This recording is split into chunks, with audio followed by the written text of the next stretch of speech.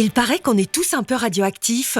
C'est quoi cette histoire? Ah ah, oui la petite voix. Depuis la création de la Terre, il y a plus de 4,5 milliards d'années, notre planète et les êtres qui y vivent sont plongés dans un bain de radioactivité.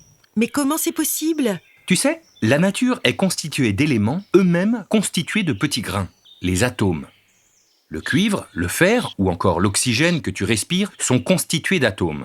Je te rappelle qu'un atome, c'est composé d'un noyau avec autour un nuage d'électrons en mouvement. Le noyau est lui-même composé de petites particules, les neutrons et les protons.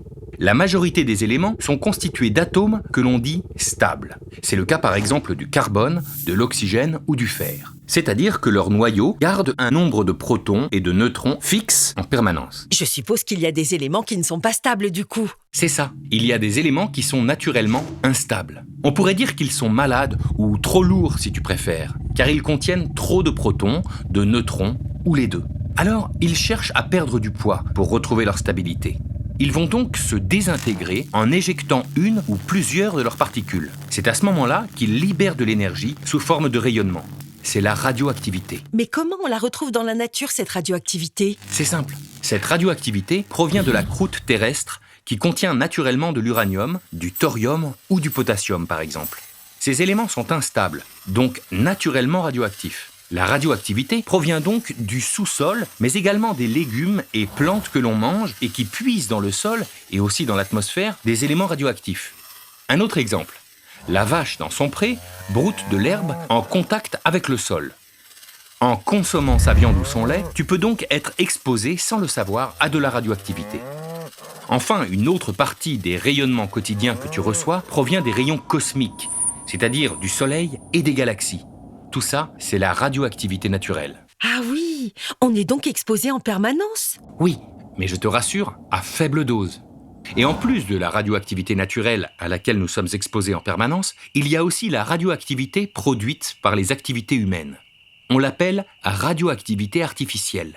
Elle vient surtout des hôpitaux, des laboratoires, des industries, des essais d'armes nucléaires et des installations nucléaires. Et comment ça marche? Prenons l'exemple d'une centrale nucléaire. Là, on n'attend pas que les atomes se désintègrent tout seuls. On les casse pour obtenir de l'énergie qui permettra de produire de l'électricité. C'est le cas avec l'uranium-235 par exemple, qui sert de combustible dans les réacteurs nucléaires. Le principe est le suivant. Regarde, quand on envoie un neutron sur un noyau d'uranium-235, le neutron est capturé, mais en même temps, le noyau se casse en libérant de l'énergie sous forme de chaleur et de rayonnement.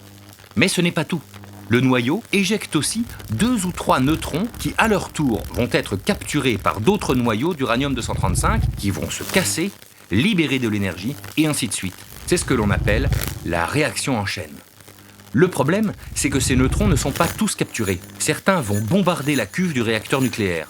Ce métal devient lui-même radioactif. Cette radioactivité se faufile partout. Et qu'est-ce que c'est exactement ces rayonnements? Lorsqu'un atome instable se désintègre, il peut émettre 3 types de rayonnements. Alpha, bêta et gamma. Explique-moi la différence. On commence par lequel? Commençons par le rayonnement alpha. Si l'atome éjecte une particule constituée de 2 protons et 2 neutrons, c'est une particule alpha. Elle est assez grosse et ne va pas très loin dans l'air, quelques centimètres seulement, et elle peut être arrêtée par une simple feuille de papier. Et si elle rentre en contact avec ta peau, elle reste en surface. Le rayonnement bêta, lui, provient d'une particule un peu plus petite, qui va plus loin dans l'air, disons quelques mètres. Cette fois-ci, pour l'arrêter, il faut par exemple une feuille d'aluminium. Si cette particule rentre en contact avec la peau, elle va s'enfoncer un peu plus profondément dans la peau, quelques millimètres, et va détruire les cellules qu'elle rencontre. Et les derniers, les gamma? Les rayons gamma sont les plus pénétrants. Il s'agit cette fois-ci d'une onde électromagnétique, comme les rayons X quand tu fais une radiographie, mais plus puissants. Ils peuvent parcourir plusieurs centaines de mètres dans l'air. Et pour les arrêter, ces rayons gamma, il faut une grosse épaisseur de plomb ou de béton. Si tu t'approches trop près d'un élément qui émet des rayons gamma, tu peux être irradié. Irradié? Ça veut dire quoi? Cela veut dire que les rayons traversent le corps et détruisent les cellules de l'organisme. Mais je te rassure, dans notre vie de tous les jours, nous sommes très peu exposés à la radioactivité. Et pour ceux qui y sont plus exposés dans leur travail, ils font l'objet d'un suivi médical sérieux et régulier. C'est très réglementé. Ouf, merci, je suis rassurée.